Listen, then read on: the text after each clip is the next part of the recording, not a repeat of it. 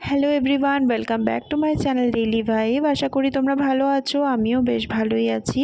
তোমাদেরকে বলবার মালিক বলছি, কিন্তু মনটা বেশ ভার হয়ে রয়েছে, তাই জন্য সেইভাবে হয়তো ভালো থাকতে পারছি না।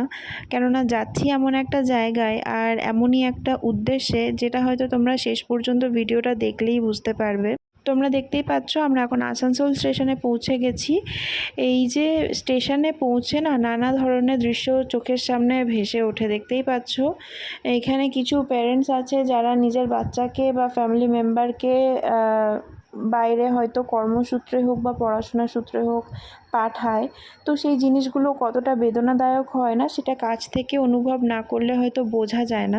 এই জিনিসটা খুব কাছ থেকে অনুভব আমরা সবাই করলাম, কেননা ভাইকে আমরা সেদিন স্টেশনে ছাড়তে গেছিলাম। ও দিল্লি যাচ্ছে বলে ও ইন্টার্নশিপের একটা সুযোগ পেয়েছে, তো সেই জন্য আমরা ওকে স্টেশন ছাড়তে এসেছিলাম। তো এখানে আমি ফ্রি কা জ্ঞান দিচ্ছিলাম ওকে যদিও আমার নিজের এক্সপিরিয়েন্স খুব কম, তবুও যতটুকু দিদি হিসাবে আমার বলার কর্তব্য ছিল ততটুকু আমি বললাম। আর বাকি তো সব ভগবানের ওপরে ধরো। যাই হোক, তো আমরা সবাই এখানে নিজেদের মুডগুলোকে একটু ঠিক করবার জন্য একটু খাবার দাবার খেতে এসেছি। তো কিন্তু তবুও যতই বলো, মন কি আর মানতে চায় বলো? কখনো ওকে ছাড়া এরকমভাবে আমরা খাবার খাইনি। তো যাই হোক, আজকে খুব খারাপ লাগছে যে কিছু দিনের জন্য হলেও এই কিছু দিনটাও যেমন বছরের মতন পার হচ্ছে, এতটাই খারাপ লাগছে।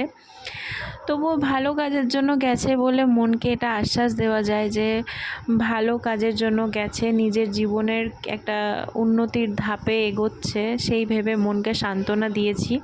মনে হচ্ছে যে ভাই এই কবে ছোট ছিল, কিন্তু দেখো এত বড় হয়ে গেল আজকে, যে নিজের কর্মসূত্রে এখন বাইরে যাচ্ছে ও। যাই হোক, তো আমার ছেলে হয়ে গেল, তো ভাইয়ের বড় হওয়াটা স্বাভাবিক, তাই না বলো? যাই হোক, তোমরা যারা এখনও আমার চ্যানেলটাকে সাবস্ক্রাইব করোনি, প্লিজ সাবস্ক্রাইব করে দিও, আমার চ্যানেলটার পাশে থেকো, আর আমার ছেলেকে সবাই এভাবেই ভালোবাসা দিও। Thank you.